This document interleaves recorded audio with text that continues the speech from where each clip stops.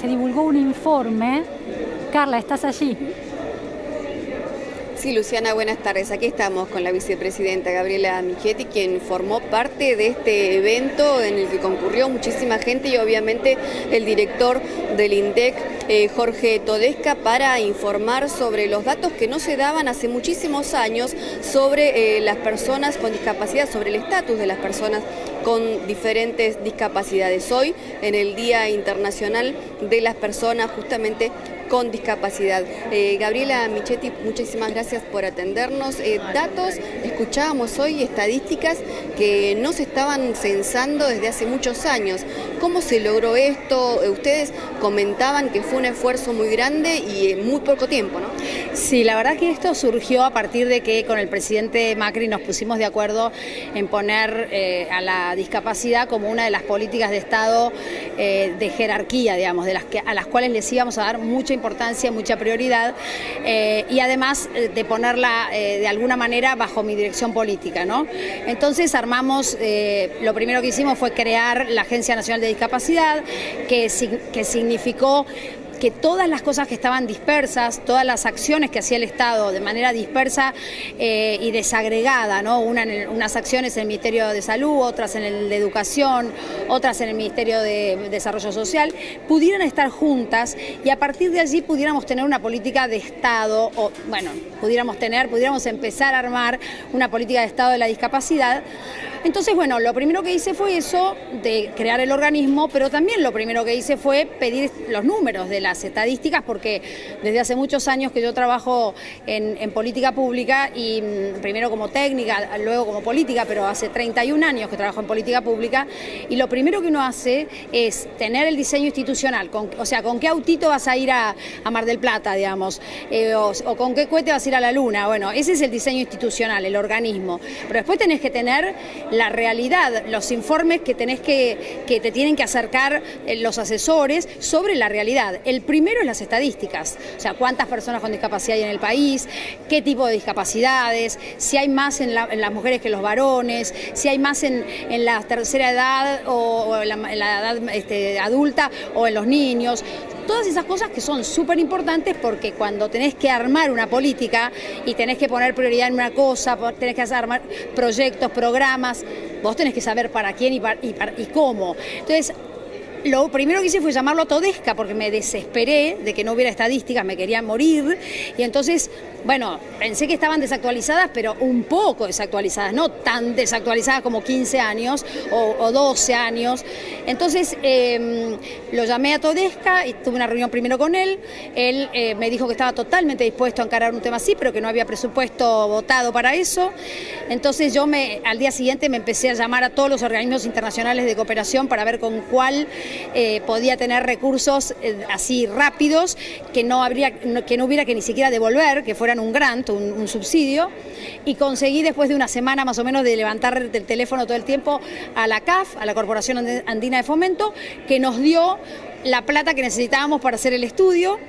Ahí tuvimos la segunda reunión con todo el equipo del INDEC, que es un equipo especializado en estos temas, para hacerlas, y hoy tenemos el producto estadístico y no sabes la alegría de las ONGs, bueno, obviamente de todos nosotros los que hacemos política pública con esto, la gente de la Agencia Nacional que creamos, porque ahora nosotros a partir de esto, fíjate, todo esto que ahora me lo voy a leer porque para mí es confidencial, fue confidencial también hasta hace una hora y acaban de dármelo, o sea que no tengo mucho conocimiento de los datos concretos que hay acá, ahora me los voy a estudiar, pero uno solo de los que nos decía recién una de las personas del INDEC que lo hizo, pensá que de una sola filmina, en una sola columna, notamos que de los chicos de 0 a 5 años hay un 25% que no tiene el certificado de discapacidad. Entonces, ya esa sola columnita, de esa sola filmina, nos da para hacer un montón de trabajo en el Estado, que es importante para las personas con discapacidad, que no se está haciendo, porque si no, no tendríamos ese 25% que no tiene el certificado que le da acceso a tantos derechos, ¿no? Entonces, todas estas cosas son muy importantes a partir de tener la brújula, como digo yo.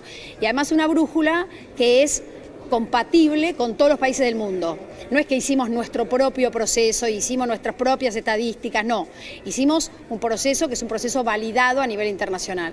Así que hoy, como Día Internacional de las Personas con Discapacidad, es un regalo, pero que no te podéis imaginar el valor que le doy. Gabriela. Luciana te está escuchando, Gabriela. Sí, Gabriela. Hola. Muy buenas tardes, Gabriela. Muchas gracias por atendernos. Gabriela, tengo una pregunta. No voy a preguntarle acerca de las cifras porque entendí que todavía no se había empapado del informe. Me parece interesante como usted vive diariamente la experiencia de la discapacidad en algún sentido, en alguna de las dimensiones de la discapacidad, y al mismo tiempo tiene la oportunidad de recorrer países y ciudades del mundo. ¿Cómo es su experiencia personal en una Argentina o en una ciudad de Buenos Aires como esta a la hora de poder hacer su vida cotidiana? Bueno, mira, la primera cosa que quiero que quede clara es que el informe no lo conozco porque es un informe que tiene confidencialidad hasta una determinada hora de un determinado día. Perfecto. Así trabaja el INDEC. Sí, sí. Y esto estaba hasta las horas, creo que 15 horas del día de hoy, 3 de diciembre. Lo quiero decir porque si no parece que no conozco yo. No, quedó claro el contexto de eso. Esto es un tema del INDEC. Bueno, te cuento, mira, es una pregunta súper interesante la que me haces. Por supuesto que yo tengo que decirte que ahora como vicepresidenta es una cosa, porque al ser una funcionaria pública y una autoridad de tan alto rango, obviamente uno tiene un chofer que la lleva y la trae a todos lados y tiene, qué sé yo, ¿cómo se llaman? Los custodios que te llevan y te ayudan si hay una escalera o te llevan si hay alguna cosa que no puedes sortear.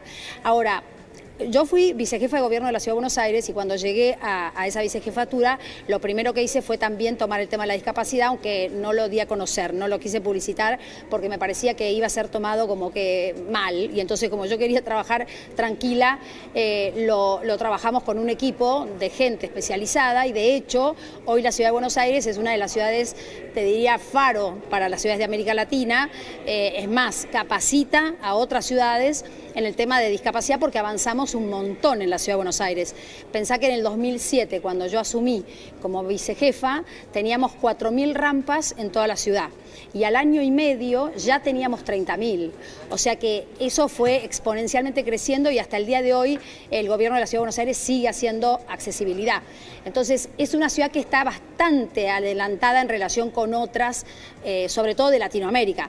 Por supuesto que le falta un montón para ser una ciudad como Toronto o como Quebec, que Canadá tiene una accesibilidad. Por ejemplo, ahí te puedo contar una experiencia personal. A ver, por favor. Cuando yo tuve el accidente, lo tuve en el año 94, tenía 29 años y una de las cosas que más quería era llegar a sentirme independiente y poder hacer algo sola, un viaje sobre todo, porque yo soy muy viajera, me gusta mucho viajar, y bueno, y entonces conocer sobre todo, ¿no? Otras culturas y entonces dije, bueno, el día que pueda viajar sola, seguramente ese día me voy a sentir independiente de nuevo.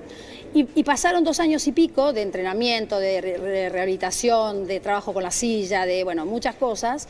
Y entonces me tomé un avión y me fui justamente a Toronto, que sabía que era una ciudad que era muy accesible, para empezar con algo que no fuera tan difícil.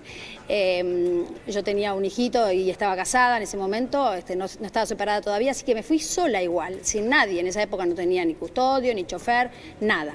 Tomé el avión sola, bajé en Toronto, me fui de Toronto a Montreal sola, tomé tren y la verdad es que ahí tuve la experiencia de una persona que se puede mover desde que sale del hotel a la mañana hasta la hora en la que vuelve al hotel a la noche, prácticamente sin pedir ayuda a nadie. Y hice un día, por ejemplo, me acuerdo clarito que la desesperación de andar y de volver a recuperar la independencia y la libertad, me llevó que el primer día hice como 80 cuadras, ¿no? Con la silla, estaba cansadísima cuando volví. Pero ahí vi lo que es la accesibilidad real. Por eso es que ahora creo que esa experiencia que me quedó muy marcada, me permite saber hasta dónde uno ha ido avanzando en la Argentina con este tema y hasta dónde todavía nos falta para llegar a donde tenemos que llegar. Entonces, lo que sí siempre trato de hacer es estar muy atenta y sobre todo con el equipo de trabajo a no salirme de la realidad con esto de justamente si querés, las prerrogativas que tiene un funcionario, claro, que después termina desconectado de la, ¿no? Entonces me bajo en los barrios, trato de estar, muchas veces les digo a los chicos, déjenme sola, quiero andar yo para probar si acá podemos entrar, si no se puede entrar, cómo están las calles, cómo están las veredas. O sea que trato de hacerlo y trato de tener el equipo muy conectado con eso, porque si no, muchas veces se hacen políticas de escritorio. Otra típica es la de los hoteles, cuando vos vas a un hotel, que yo creo que esto es una cosa que tenemos que mejorar en el mundo entero. ¿Por qué los hoteles nuevos, a veces hoteles de estándar alto, no tienen más que 2 o 3 habitaciones para personas con discapacidad? En realidad, hoy se habla del diseño universal. ¿Qué quiere decir esto? Que todas las habitaciones tengan la posibilidad de que una persona con silla de ruedas entre, porque en realidad no hay tanto que hacer ni tanto más que invertir. Solamente hay que tener las medidas de las puertas, por ejemplo, del baño, y el baño con la posibilidad de que una silla gire de un lado para otro y pueda, digamos, moverse dentro del baño.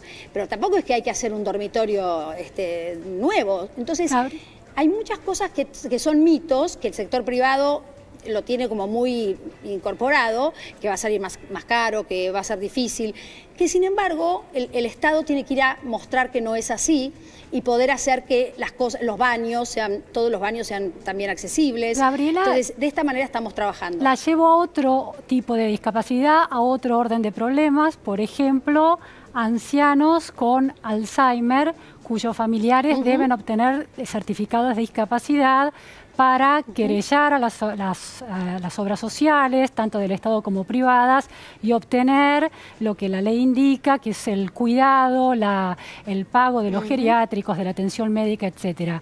Ese es uno de los grandes problemas que atraviesan las familias que tienen familiares con Alzheimer, porque la burocracia del Estado nacional y de los estados provinciales para el otorgamiento de los certificados de discapacidad hace, por ejemplo, que un enfermo de 80 años de Alzheimer deba ser sacado de la institución en la que está o de su casa y tenga que hacer cola y llevado a un hospital público para pedir un turno y luego volver unos meses después para ser examinado. Están en un estado que se pretende modernizador. ¿Están revisando esas políticas como políticas de Estado, esas burocracias y esos esquemas? Mira, el Alzheimer es un tema que a mí me pega también muy personalmente. Papá tiene Alzheimer, tiene 79 años y está en un estado ahora bastante avanzado. Por supuesto no puede vivir solo, ya no tiene, digamos, procesos cognitivos, no los puede manejar. El otro día, por ejemplo, él en un momento que tienen los enfermos de Alzheimer de lucidez, él es médico además, entonces en este tema tiene como bastante también relación el hecho de que él se conozca estas cosas, ¿no? Entonces cuando tiene momentos de lucidez, el otro día dijo, por ejemplo, yo me doy cuenta que ahora ya no sé ni siquiera cómo me tengo que afeitar. Y es verdad, va al baño y la mamá le deja las cosas arriba de la mesada y no sabe qué tiene que hacer con cada cosa, ¿no? Con el cepillo de dientes.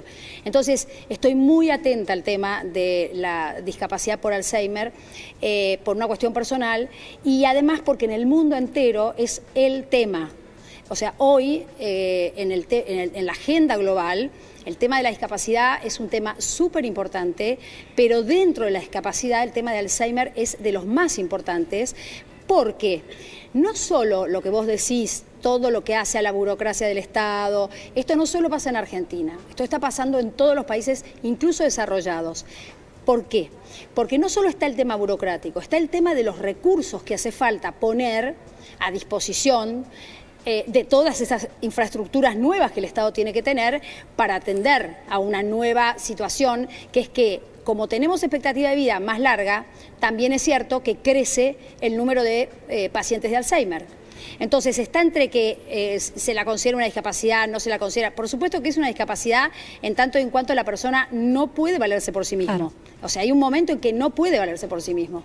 Entonces, es terrible la cantidad de estudios y de investigaciones que se están haciendo para ver cómo poder evitarlo al Alzheimer o poder tener alguna cosa que haga mucho más lento el proceso de deterioro de los procesos cognitivos de la persona. Así que el Estado, obviamente que estamos trabajando mucho en eso, pero también tenemos que trabajar en cómo vamos a hacer los estados modernos, contemporáneos, para poder tener recursos, más recursos a la hora de atender este tipo de discapacidad, que es una discapacidad nueva. La demencia senil, el Alzheimer, todas las enfermedades que hacen al adulto mayor, porque hasta Francia tiene problemas con esto. O sea, porque en los países más desarrollados, más expectativa de vida, más enfermedades de Alzheimer y demencia senil. Entonces, en primer lugar, Francia se había propuesto, con su idea del estado del bienestar, se había propuesto hacer hasta casas especiales para las personas con Alzheimer, con, digamos, todo adaptado y además con 2 o 3 personas que los asistieran. Por supuesto que cuando vieron el número de personas que iban teniendo, de pacientes que iban teniendo, se dieron cuenta que eso era absolutamente imposible desde el punto de vista del presupuesto del Estado. Gabriela, o sea, a lo mejor en un país, un país en desarrollo como el de Argentina, informatizar los procesos burocráticos sería un punto de partida, ¿no? Mira, nosotros estamos trabajando, espera que te haga una sola cosa, nosotros estamos trabajando por ahora mucho en eso que vos decís, en tratar de llegar, por ejemplo, estos informes los hemos hecho desde el INDEC, se hacen con una tecnología distinta de acceso a la información para que la gente lo pueda leer, porque antes se hacían informes que eran imposibles para la gente común. Hoy están hechos con los dibujos, con los gráficos, para que se puedan leer. Y recién hablé con una de las chicas de una de las ONGs de ciegos que trabajan con el braille para que también podamos hacer los documentos de la Agencia de Discapacidad en braille. Entonces, eso sí lo estamos trabajando, pero hay que darse un muy buen debate, una muy buena discusión en relación con qué recursos pone el Estado para que este tema del Alzheimer sea un tema que realmente se pueda tratar. Y para mí, y termino con esto, es muy importante que empecemos a darnos cuenta que la sociedad de consumo y la sociedad más materialista que nos llevó a que eso de que los abuelos vivieran en la familia, fueran cuidados por la familia o por alguien de la familia un rato y por otro después, pero que siempre estuvieran con la familia y tratando de estar lo más posible en la casa. Por ejemplo, en el caso mío, papá sigue viviendo en casa y mamá lo trata y lo ayuda a ella, a pesar de que debería tener gente que la ayude a ella también, pero bueno, no es muy tosuda. Pero si hubiera estado en otra familia, tal vez que no importa, que ahora no podemos, que es muy difícil, que no sé qué, enseguida a la persona se la mete en un lugar o se la descarta en un lugar, a veces pudiendo cuidarla. Muchas veces no se puede porque todos trabajan, porque no alcanza el dinero en la familia, porque tiene que trabajar el papá y la mamá, pues los chicos obviamente no van a cuidar al abuelo. Entonces hay problemáticas sociales, pero también hay familias que perfectamente podrían cuidarlo, perfectamente podrían estar con la persona desde la contención afectiva, que es espectacular como da resultado, y no lo hacen. Entonces también hay que pensar valores atrás de esto. Son muchas las cosas que tenemos que hacer para que mejoremos la vida de las personas con Alzheimer. Muchísimas gracias, vicepresidenta Gabriela Michetti. Gracias, Carla, desde allí por todo este informe. A ustedes. Chao, hasta luego. Nos vamos ahora a un corte, pero no se vayan de ahí. Enseguida seguimos con más info, segunda edición, a esta hora en La Nación Más.